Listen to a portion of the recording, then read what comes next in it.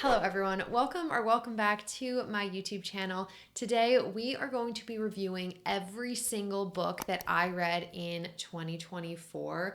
I mean, we have so many amazing books sitting right next to me in this room. We're gonna go through them all and I could not be more excited. I will say, as I'm filming this video, we are only partway through the month of December. So if you guys are interested in hearing a more thorough review / all of the books that I read in November and December, be sure to subscribe and stick around for my full November and December reading wrap up. But I think that's it. So let's just jump right into, I guess it would be my 2024 reading wrap up. So at the point that I am filming this video, we are halfway through the month of December. And at this point, I have read 55 books. So that means we have 55 books to talk about today. So sit down, get comfy, grab a cup of coffee, cup of tea, or just some water. I'm gonna move these books and we're gonna get right into it. This year we started 2024 off so strong with Love and Other Words by Christina Lauren. And if you guys are a returner, then you would know that this is not only one of my favorite romance books, but also just one of my favorite books to ever exist. I have annotated this like an actual crazy person. And I just wanted to start off the year reliving the love and the joy in all of the good, warm, cozy feelings that I got when I read this book for the first time. If you guys are looking for a sweet then now timeline romance where you have two people falling in love as kids and then falling in love again as adults, this is truly one of my favorite books of all time. I will be reading it again in 2025. It's so good, you should read it. Now we're jumping right into some absolute bangers. Technically, the next book that I read in the beginning of 2024 was The Assassin's Blade, but I honestly figured I might as well just loop these all in together, even though technically I read them all throughout the year. It's just easier to do it this way. So this is the Throne of Glass series by Sarah J. Maas. I read the first 5 books in the series. This is an epic fantasy, high stakes, fast paced, like crazy fantasy series that I have just come to absolutely love. I started this series a few years ago and then I never finished it. And so I wanted to go back, reread all of the books this year, reread the books that I'd read in the past and then continue the series. And I am so glad that I did. And unfortunately, I did not meet my goal of reading this entire series this year, that I just had so much traveling at the end of the year that I could not fit those bricks with me in my suitcase. So this is what we accomplished and I love them. This is definitely a 5-star series for me so far. I'm so glad that I read them. You guys can see quite a few of them are very heavily annotated. I think upon a reread, I'll annotate the rest of them. Sometimes the hype is there for a reason, okay? And I totally agree when it comes to this series. You guys may notice a theme that I did start off this year very heavily with rereads, and that continues into the one. This is the 3rd book in the Selection series, and this series is truly just my childhood. I cannot think of a series. Well, actually, I have like 3 top childhood series: Percy Jackson, Harry Potter, and The Selection. And I started rereading this series, finished it out in 2024. This book is so fun. If you guys are looking for like a dystopian world meets The Hunger Games kind of, meets The Bachelor kind of, light on The Hunger Games, heavy on The Bachelor, this is so much fun. I love these books. I will say I didn't enjoy them as much as an adult. So do with that what you will. Sometimes, we should leave that stuff in the past. But still, it really did just remind me of my childhood, and it felt so fun to be back in this world. Then I read Circe by the lovely Madeline Miller, and this book is a Greek retelling about the Greek goddess Circe. It's very character-driven, very poetic. The writing is extremely lyrical. We're looking at mother and son relationships. There's a lot of beach and ocean imagery, and I love this book. I honestly would recommend it to everyone. I've read The Song of Achilles by this author and now Circe, and I feel like this book really solidified that I love her work, and I also just love Greek mythology. And so if you're looking for adult fantasy that really scratches that like Percy Jackson itch from your childhood, I would recommend all of Madeline Miller's books that I've read so far. They're so beautiful, so poetic, but also sad. So just remember that. I definitely was feeling all of the feels after this book, but I tend to love books that make me sad. And that's just something that I have to work through. Then I read a fun, light, fluffy little romance. I read The Bodyguard by Catherine Center. And this was a book that had been on my list and on my radar for so long. I feel like ever since it came out, I had been dying to pick it up. And I like this book. It wasn't my favorite romance I ever read. I honestly felt like it was a little bit too surface level for me, and I didn't feel that deep connection with the characters that I tend to look for in a romance, because if you can't connect with the characters, you don't always have that ability to root for them as deeply as I think you would in other books and stories. It's really fun because the female main character in here is the bodyguard for the male main character, and I love that take on some, more popular tropes where you might have the guy as the bodyguard for the girl. Then I continued on with romances and read It Happened One Summer by Tessa Bailey. Yes, I fully picked this up in the middle of winter because I needed summer romance joy. And this was a book that I wasn't really expecting to enjoy as much as I did. I think I was very much looking for a palate cleanser, something that's fun, easy to read, but I ended up really, really enjoying this book, which I feel like is so out of character for me. This book is, again, just a fun, summery romance, and the characters, they're a little bit, especially our main girl, I think her name is Piper. She is just a little bit vain, but like in a pretty funny way. Like she has just completely lost touch with reality. Usually like wealthy people who don't have a grasp on real world issues, usually that would bother me, but for some reason this was just so fun. It's also really spicy, which isn't always what I go for, but I don't know what it was. I really enjoyed this book, and better late than never to the hype. Right, I guess. Then next, this was probably this was one of my least favorite books from the year.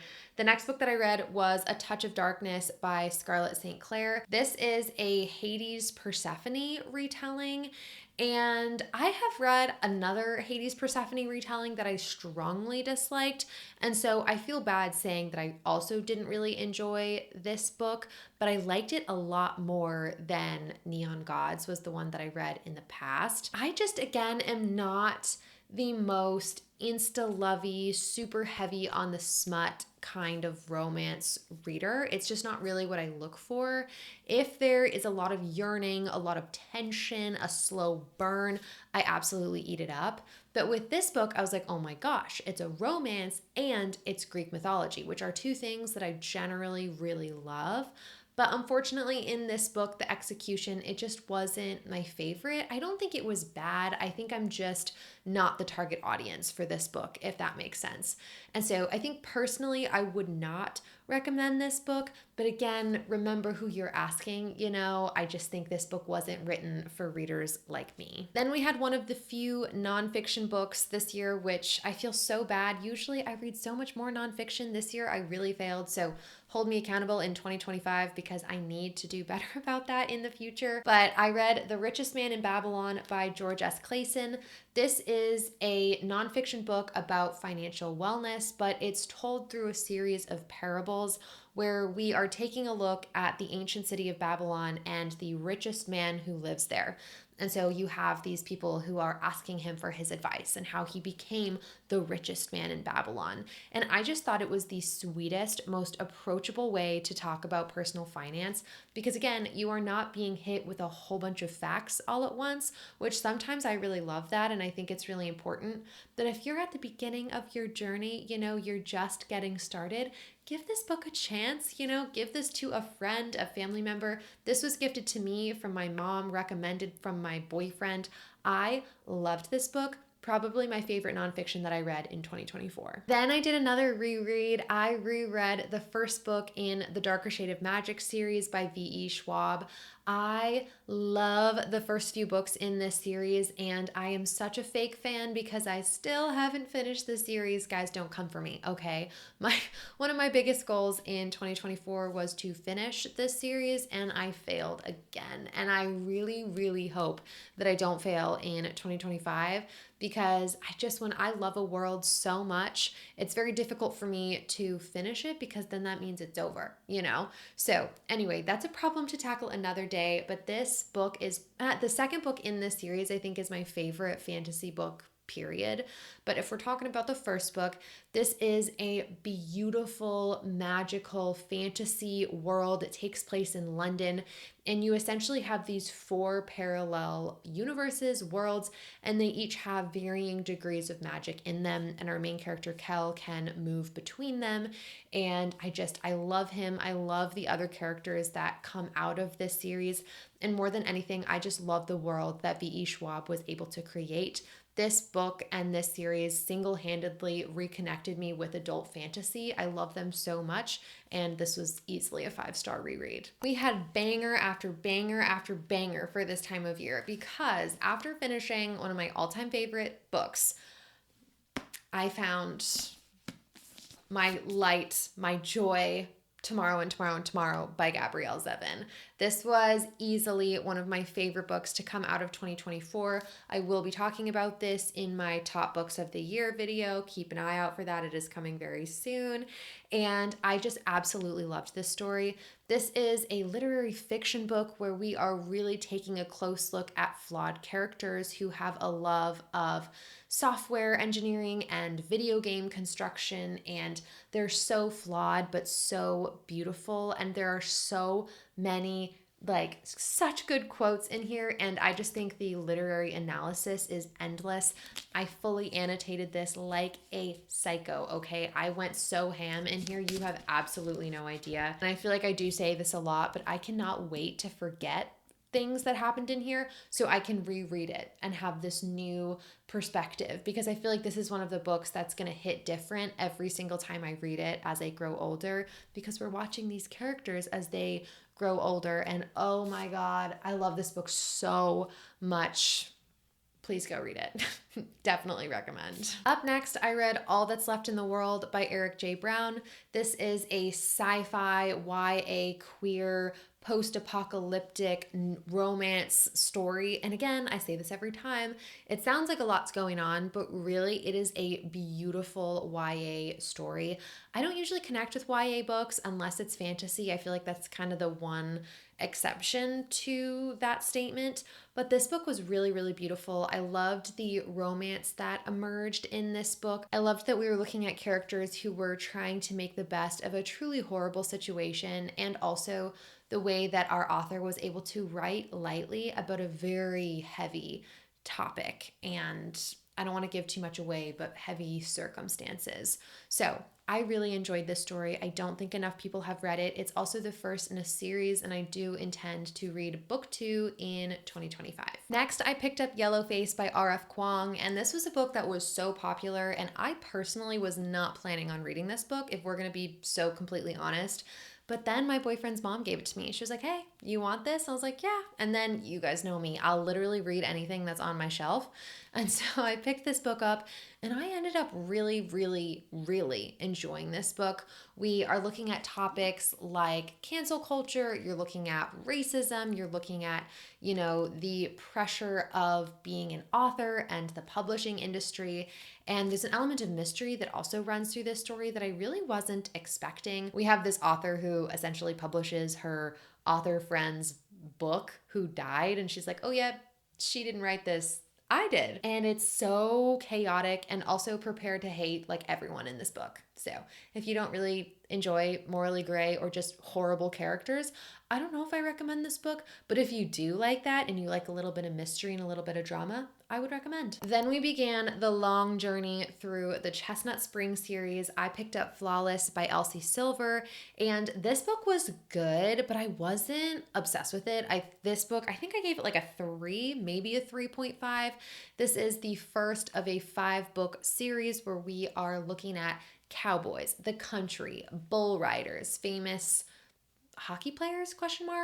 Basically small town cowboy romances, and they are so much fun. This first book, we're looking at a bull rider and his agent's daughter who kind of has to babysit him because he's not behaving.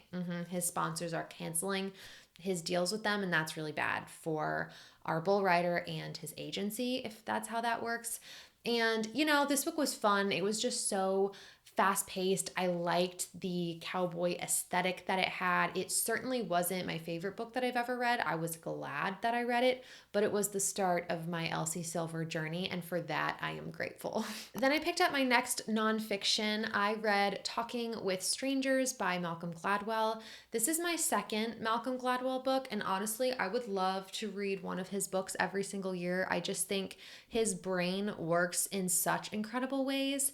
And in this book, Malcolm Gladwell basically describes what it's like to kind of what he thinks happens in the human mind when we meet strangers and we evaluate people that we don't know. And he pulls all these incredible examples from history. And I just love the way that he's able to construct an argument. With that said, though, I think it's really easy to forget in books like this by Gladwell, or another author who I would say this about is Harari. Like in their nonfiction books, you have to remember that they are constructing an argument. So it's so easy to feel like what they're telling you is facts, but it is not all the time. Like they're using evidence, which is facts, but like the argument that they're making isn't necessarily true. So I find that I have to hold myself accountable as a reader and remind myself, do I agree? What do I think of the way that he's constructing an argument? Do I also feel this way about how I perceive strangers? But all of that is to say, I love his books and I will definitely be reading more in the future. Then I needed a book that was more fast-paced, fun fantasy, and I picked up Powerless by Lauren Roberts. This book was really, really fun. It definitely, to me, felt like the culmination of a whole bunch of other fantasy books that I've read before. And for that reason, I didn't rate it as highly as I've rated some other fantasy books. With that said, though, Lauren Roberts knows how to write romance and tension, and I loved the way that she was able to create banter in a very high stakes fantasy situation. I also really liked the characters in this book. I think sometimes in fantasy, it's easy to lose sight of your characters because the world takes so much work, like it's so complex to build. And so in this world, the magic system and everything isn't really that complex. So I feel like there was a lot of room to build out our characters and our romance. And so I would recommend this. I am planning to continue the series into 2025. And yeah, it was fun. Nothing crazy, but I enjoyed. This book stack is getting pretty tall. Then next we have another series that I'm just going to talk about all together. At this point in the year, I began my Heartstopper journey, the graphic novel series, and these were so much fun. I overall, as a series, would rate them all together 5 stars. I just thought that the story of Nick and Charlie was the sweetest thing I have maybe ever read in my entire life. And I also just loved this like mixed media feel that it has, you know, that a graphic novel has that other novels don't. Like just to be able to see Nick and Charlie and them fall in love in high school and at their rugby games, and like to learn about who they are and how they fit into their high school and with their friends. Like it was just so sweet. I think about it all the time. I loved the series, and if you're hesitant about graphic novels, or also if you are fully an adult like me and you're like, oh, I don't know if I'll enjoy this high school romance graphic novel YA thing, just give it a shot. I don't usually go for stuff like that. I loved this. Now I get to talk about one of the prettiest books that I own, and that is Emily Wilde's Encyclopedia of Fairies by Heather Fawcett. This was a cozy fantasy book in the truest sense of the word cozy. I think I definitely prefer a higher stakes, action-packed fantasy story. And while I was reading this book, it was a little bit slow because we really are just looking at Emily as she studies fairies. You know, she's just like, all right, what can I learn about you guys? And a little bit of like plot and mystery does emerge. With that said, though, after finishing this book, I have continued to think about it and continued to wonder where this series is going to go. And so I do think I'm going to continue this series, even though I wouldn't really describe myself as a slow-paced fantasy girly. Something was in this book that made me want to continue. And so, yeah, I thought the story was sweet, but if you are not a slow-paced fantasy person, I really don't think I would recommend this. But if you are that kind of cozy fantasy girly, go for it. Next, I read Demon Copperhead by Barbara Kingsolver, and this book does not get enough airtime on this channel. I really, really loved this story. With that said, though, this is easily one of the most intense, heartbreaking books that I read this year. This is a David Copperfield retelling. If you guys have read that, I read the first 200 pages of that book this year, actually, but I couldn't get through it. It was just so long and so slow, and I would love to pick that up at another point in my life. Just 800 pages of that was a little bit too much for me this year, and so I still tried to pick this up and then ended up really, really enjoying it. We are looking at a boy who comes from poverty in southern Appalachia. And, honestly, it's just tragedy after tragedy after tragedy that keeps happening to this boy. And it really shows you these systemic issues that you really can't easily get out of. And I loved this story and all of the things that our author was trying to tell us. And so often I would forget how young our main character was because of, again, all these heartbreaking, tragic things that happened. Writing was gorgeous. Also, I listened to a lot of this on audio, actually. So if you guys have access to the audiobook, I would highly recommend consuming it like that. This was so good, and I need to talk about it more often. Then I picked up Heartless by Elsie Silver. This is book 2 in the Chestnut Spring series, and this, I think, is really where I was like, oh, this is what we're doing. This is the book where I think I really just fell in love with Elsie Silver's tension that she's able to build up between characters. This was a single dad nanny trope, and I don't know what it was about that. I feel like those aren't things that I usually go for, but now I'm going to be looking for them. I loved this book. I think this is my second favorite in the series. So good. Again, cowboys, tension. It slapped. Absolutely slapped. Then we had the book that I have been looking forward to for over a year. I was so excited for this book to come out. I picked up Funny Story by Emily Henry and was so happy to be living in a world where Emily Henry is writing while I'm living and breathing. And I loved this book. I felt like it was a really unique take on a romance story because as you open this book, your two main characters are both kind of in a shithead space. They are not doing well. They've both been dumped. And, you start this book where they're not the best versions of themselves. And so they have to kind of heal themselves, and then they build this friendship, and then it becomes so much more. And this was so good. Emily Henry, I love you. You are truly my favorite author on the entire planet. I loved this book, and it was so good. Then obviously I was reminded of how much I love Emily Henry's books and had to keep reading. Happy Place is easily my favorite Emily Henry book, although I will say I have not read Beach Read since I read it for the first time when it came out. And so I need to read it that again to really determine if this is my favorite, although I'm pretty sure that it is. I annotated it like crazy, and that was so fun to get to do because I did not annotate this the first time that I read it, and I think this was definitely my favorite reread of the year. It hits so hard every single time, and again, I'm gonna read this in 2025, and I'm gonna laugh, and I'm gonna cry, and it's so good. It's so good. Then I picked up Done and Dusted by Lila Sage. I was like, oh my gosh, I love Elsie Silver books. Maybe cowboy romances are just what I'm missing in my life. And I learned that I was not correct. I did not enjoy this book at all. I rated it a 2 stars. The sentences were literally 3 words long, and I didn't like the writing. I felt like it was totally disjointed. I did not feel the romantic tension. I really didn't like this book, and I have absolutely no desire to continue the series, which is really disappointing because the covers of these books are stunning. I did buy this book, read it, and immediately got rid of it, even though it's gorgeous and I love looking at it. I just think I know that I don't want to continue that series. And I was really, really sad about that because it got so much hype online and I wanted to love it so bad, especially after becoming obsessed with Elsie Silver's books. So as you can imagine, at this point, I was devastated. I was like, damn, why didn't I like that book? So I had to go back to what I know that I liked. And I picked up Powerless by Elsie Silver. Again, this was fun, cowboy romance, probably one of my lesser faves in the series. Maybe I'd rank it kind of in the middle. This was childhood friends to lovers. Again, just cowboy aesthetic. I'm going to not talk about this that long. It was good. I liked it. Would recommend. Then I picked up the first book in the False Prince series. This is part of the Ascendance trilogy. I think it's a trilogy. And I liked this book. I thought it was fun. To be completely honest, I liked it more than I was expecting to. This is a middle grade book that I was recommended by my friend. And again, I don't really pick up anything like that usually, but since a friend recommended it, I wanted to read it.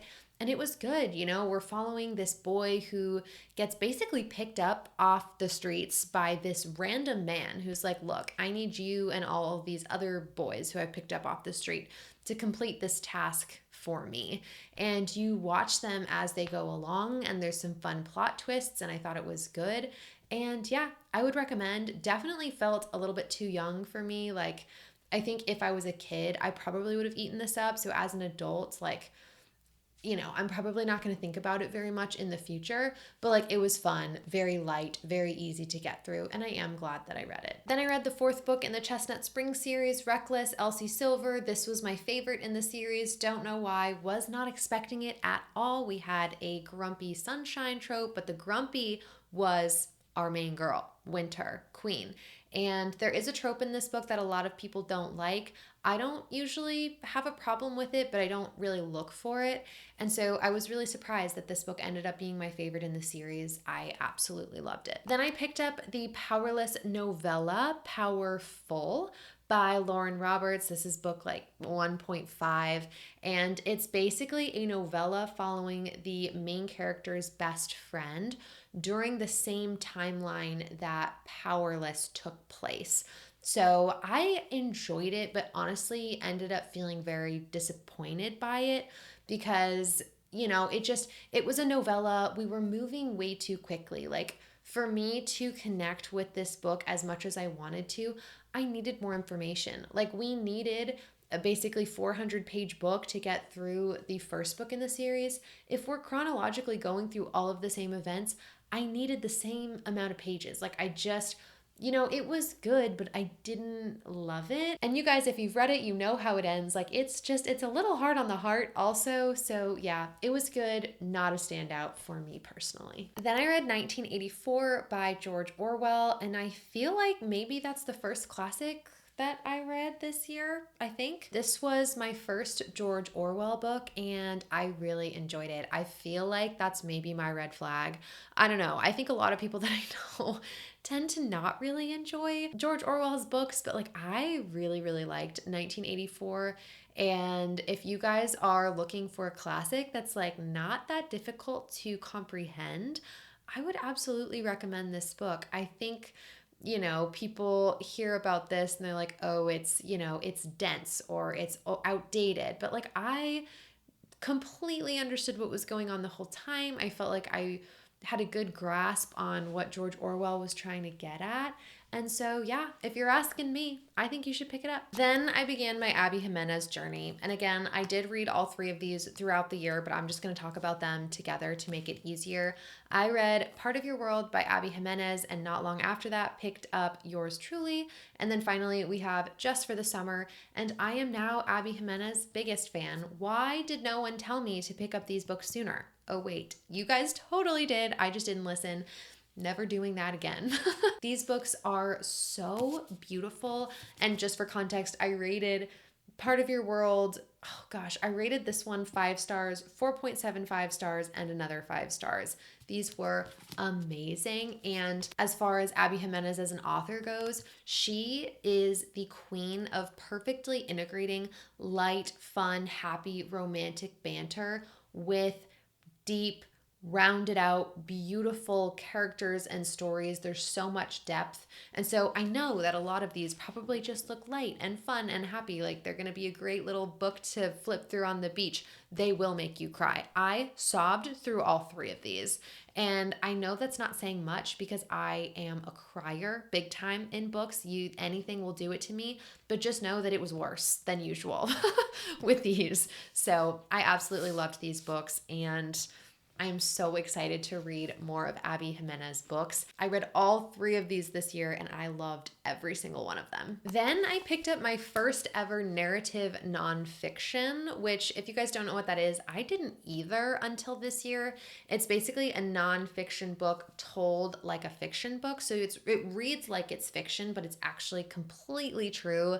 And that book is Killers of the Flower Moon by, I think it's David Grann. Yes, David Grann. And in this book, we're looking at the murders that happened in the Osage Indian tribe. At the same time that these murders start happening, it's like concurrently occurring with the emergence of the FBI. So you have these 2 things going on.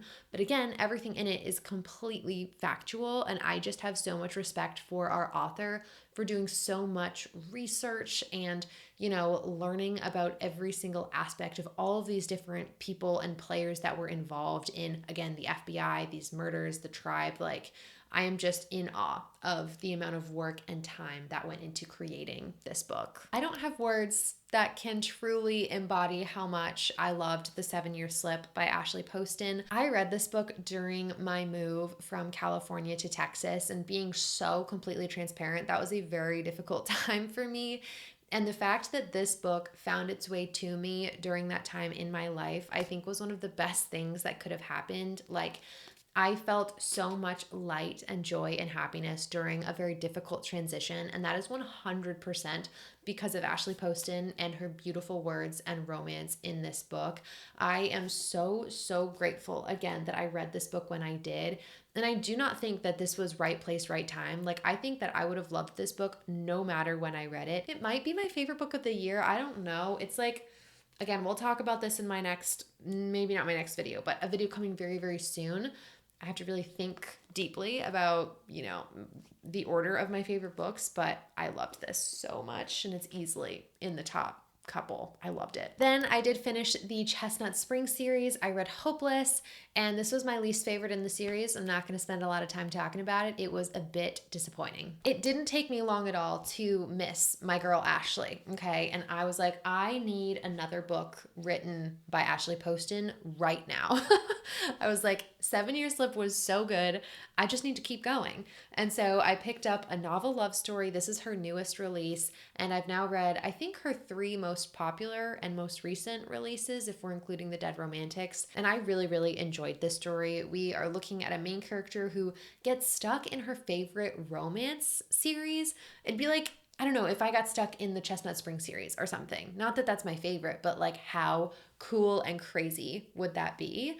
And I loved this. I feel like I would describe this as a cozy romance. Like, it's raining outside. You're not looking for anything like crazy riveting, but you're looking for just like a beautifully written story is how I would describe this. And also, just Ashley Poston's concepts are so incredible to me. Like, I don't know how she thinks of these things. Like, I wish my brain worked like this. But yeah, I would definitely recommend this book. It's not my favorite of hers, but I did really enjoy it. Then I read The Ultimate Guide to Planning Your Personal Finances by Mike Bernstein. This was a nonfiction book, and honestly, I enjoyed this book. I thought it was very, very good, but I think it's better for people who are a little bit further into their lives and their personal finance journeys. So I am not currently choosing between paying for my kids' college and my retirement at this point. So some of the things in here I feel like targeted an older audience. Like, you should always be responsible with your money. Like, you guys can see, I have a huge passion for financial wellness and personal finance, but I think just for me, this book was targeted at a slightly older audience. With that said, though, it was a wonderful book. I'm glad I read it. I think it's never too early to learn the things in this book. And yeah, I would recommend, but just maybe not if you're 24. So you guys might remember I was like, oh, I really liked 1984 by George Orwell. Yeah, so I did go and pick up another one of his books because I was like, that was really good. Why is everyone a hater?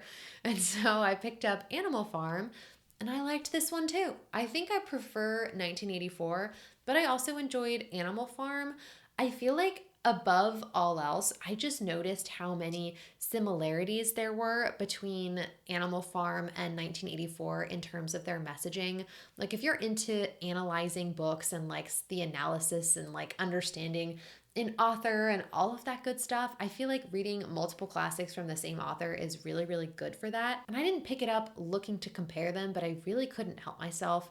And so, yeah, I liked this book not quite as much as 1984, but I would still recommend. It's super short, super easy to understand, and it deals with a lot of very interesting topics. Then I continued with my classics journey, and I picked up The House of Mirth by Edith Wharton.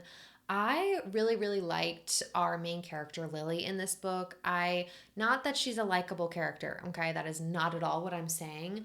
I just really enjoyed watching her journey. She is essentially in this position where her success and like her approval, I guess, of herself relies on finding a wealthy husband. And this is something very real that women experienced at the time that this book was written in New York. And just to watch how much pressure is placed on these women from society, and also the pressure that they're placing on themselves and where that can cause you to wind up. Like, I mean, it was very difficult to read about, but also pretty entertaining. With that said, this is really, really slow. Like, it is not a fast-paced, easy to understand classic. Like, I was definitely confused at points, mostly because there are so many like wealthy people and so much gossip of the town to keep track of that I was like, literally, who are we talking about? But now that it's done and I've like finished reading it, I do have an appreciation for the fact that I read this book this year. Then I picked up Red Rising by Pierce Brown, and this was it my first? I think it was my first adult sci-fi book that I read this year. And I honestly was like a little bit let down by this. I feel so bad saying that because this book is so popular and I really like sci-fi. So I didn't have any reason to go into it thinking that I wouldn't love this book. But I ultimately feel like, I mean, first of all, it's basically the Hunger Games in space. I am not a Hunger Games fan. Please don't come at me for that. It just didn't really resonate with me and I'm so sorry. And I'm also not a huge like space fan, so I feel like maybe I should have expected not to love this book, but the praise really made me think that I would like it, So yeah, it was good, but not one of my standouts from the year, and I think I'm hesitant to continue this series. I'm honestly leaning towards not continuing it. But that's not to say you won't love it. I just personally didn't connect with it. Once again, I am just going to bundle these two books together, but technically next I picked up Magnolia Parks by Jessa Hastings, but in that series I read the first two books this year, and I gave Magnolia Parks a 4 and Daisy Hates a 5-star, and I'm so happy about that because I feel like I have just stumbled into a new romance series that I am going to be obsessed with, and that feels so good. I think a lot of people are either Magnolia girls or Daisy girls. I learned that I am a Daisy girl, but if you guys like Gossip Girl, just like high society, gossip, drama, toxic, like truly the most toxic relationships you could ever ask for, I would recommend these books. That said, though, they are still very emotional, and you can still find a lot of humanity in our characters, even though it feels like they're dealing with these larger than life problems. And I just really admired the way that Jessa Hastings was able to write characters that you root for, even though they're making horrible decisions and like they're not necessarily great people. And so I just really loved the complexity that she was able to weave into these books. I loved them. They're so good, and I honestly think about them all the time. Oh yes, now we've arrived into my spooky season reading, which we all know I take very, very seriously. Next, I did a reread of The Ex-Hex by Erin Sterling. This is just a cute Halloween romance. There's like Halloween festivals, witches, cursing ex-boyfriends. Like, it is just so much fun. I will say, I think I enjoyed it more the first time that I read it. The second time, I just remembered the spooky vibes that I got from it the first time that I read it. And so when I picked it up the second time, I was like, ooh, yes, I'm going to get my spooky fill. But then I like got the spooky fill and I felt kind of done and ready to move on, but I was only 50% of the way through the book. It's not like the best book I've ever read, but it is so perfect for Halloween. So if you haven't read that, add it to your list for Halloween next year because it's so fun. But like, I don't think it's fun enough to read twice. Then I picked up The Very Secret Society of Irregular Witches, and this book was so cute. I cannot stress enough how cute it was. I literally could say cute about this book 100 times because it's the perfect word to describe this story. My favorite part of it, honestly, this is supposed to be like a romance forward book. Like, I think that's supposed to be the main point of it. But I loved the kids in this book. I wasn't like a huge fan of the romance, which is unfortunate because I think that's what you're supposed to really love. But yeah, there are 3 young orphaned girls in this book who are witches and need to learn how to use their magic. And our main character, Mika, she comes in to help teach them. And I just loved the dynamic between Mika and these 3 girls and like growing up and learning your magic. And that was easily my favorite part of this book. And I don't think you have to read this during spooky season. I did, and it really hit, but you definitely don't have to and could pick it up any time of year. I cannot believe this video is still going. I feel like I'm being relatively expedient right now, and we still have a good chunk of books left to go, so bear with me, team. Also, so many leaves are falling off the trees outside right now, and it is just so gorgeous. I wish you could see this. Then I picked up Dracula by Bram Stoker, and this was easily my favorite classic that I read this year. It just perfectly encapsulated these Gothic horror vampire vibes that I was looking for. And I'd never read the original story of Dracula, and it was just really interesting to see how my expectations and like how popular culture made me think about this book actually matched up with the original text. And it's kind of long, but again, not difficult to understand at all. And yeah, if I'm going to recommend you any classic that I read this year, it's going to be Dracula. We're not going to spend a lot of time on this one. Okay, next I picked up the Pumpkin Spice Cafe. The cover is beautiful. The inside of it, not so much. It really was not my favorite thing at all. Yeah, that's all I feel like saying about this one. I will not be continuing that series. Then I picked up Frankenstein, and this book was good. Like, I had heard so many people speak so highly of Frankenstein, and I just really wanted to read it in October, and I finally got around to it this year, and it was good. But honestly, I think it kind of got unfairly compared to Dracula, if that makes sense. Like, I just loved that book so much that I was hoping to love Frankenstein in the same way. And while I did enjoy it and I would recommend it, it was a little bit more difficult for me to understand, and I was a little bit bored until we got a pretty good chunk of the way into it. And so I liked it, but it wasn't my favorite classic. Then I picked up The Atlas Six by Olive E. Blake, and this, honestly, out of all of these books, was probably the one that felt the best to get off my physical TBR, because I thrifted this a year and a half ago, maybe, which like might not sound that long to you guys, but as someone who keeps a very, very small physical TBR, that just was obnoxious to me. I was like, you're telling me that I've had this book on my shelf that I've wanted to read for so long and I still haven't picked it up. And so this year I finally picked it up and I read it, and you know, it was good. We have a whole bunch of magicians competing for a spot at the secret society, and conceptually it was really cool. And I feel like the first half of it was really great. But then, you know, I kind of lost interest, and I also kind of found myself in a reading slump. So, you know, do with that what you will. I liked this book. It was good. TBD on if I'll be continuing the series. Then I picked up book number 2 in the False Prince series, The Runaway King. And honestly, I liked this book a lot less than The False Prince. I think in this book, our main character, Sage, I just got so frustrated with him. Like, he kind of just kept making himself the martyr. You know, he was like, but I have to sacrifice myself to save everybody else. And everyone's like, Sage, no, don't do that. But then he like does it. And so I'm honestly not really sure if I want to continue the series. It just, you know, when I wasn't enjoying the plot and the characters, all that I was really left with was the fact that it's so YA feeling. And I don't know, I tend to not love that as an adult, if I'm being completely honest.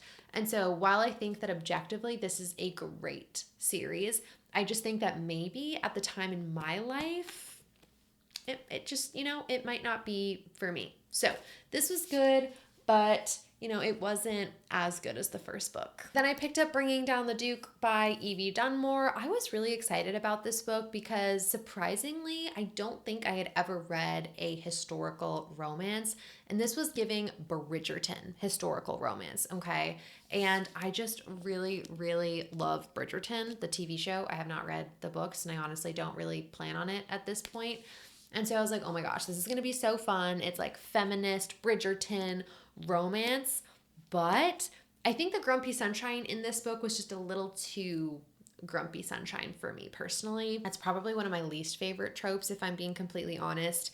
And the bottom line for this book was I wasn't really attracted to the Duke, the love interest in here. And I was like, girl, why do you like him? And I think when you don't understand the draw of the male love interest, it just, you don't resonate. And I probably won't be continuing this series. It was not my favorite. We are so close to the end. We have 2 books left. This is so exciting. Then I picked up Divine Rivals by Rebecca Ross, and I truly loved this book. I thought it was absolutely fantastic. And honestly, the hype makes so much sense to me now. I don't know why it took me like 2 years to pick up this book, but I have arrived, I am here, and I get it. I'm so glad. I loved this book. We have such a stunning romance, beautiful writing, a historical romance fantasy feel, a war between gods, like a secret correspondence, magical typewriter, romantic relationship thing that's going on, and it was so good. Probably one of my favorite books from the year so far. I cannot wait to finish this series. The sun is really peeking out. I'm so sorry, guys, if the lighting has been all over the place in this video. And then the last book, which again, I'm intentionally not going super in depth on these last few books because, oh my God, the sun. I'm intentionally not going super in depth on these last few books because I'm gonna get more into it in my wrap up video. But the final book that I read this year was 'Tis the Season for Revenge by Morgan Elizabeth. This was the book that I read with my book club. And I had a very interesting experience with this book. I liked the writing, but there were just so many times that the things that we were writing about, I didn't like. And I think that was really confusing for me as a reader because I'm like, oh, if we were writing about characters that I liked or romantic scenarios that I liked, and also if the book was more Christmassy, which is what I was looking for, I could have liked it. But like there were so many things that I also didn't like about it too. That it kind of left me very confused as a reader with how to rate this book.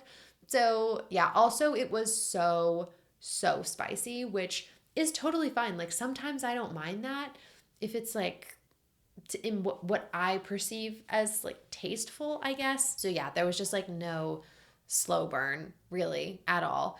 And I also really did not like our female main character, and that kind of kills a romance book for me. I did like the male main character though. He was nice. Okay, besties, I think those were all 55 books that I've read so far this year.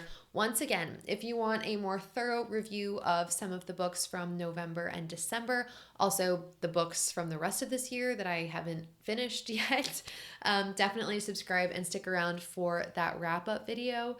But yeah, let me know down below what your favorite and least favorite book to come out of 2024 were. I would absolutely love to know. And lastly, if you guys made it all the way to the end of this video, comment down below the disco ball emoji so I know who the real ones are. I think that's gonna be it from me. I hope you guys are having a great day and a great reading month, and I will see you in the next one. Bye!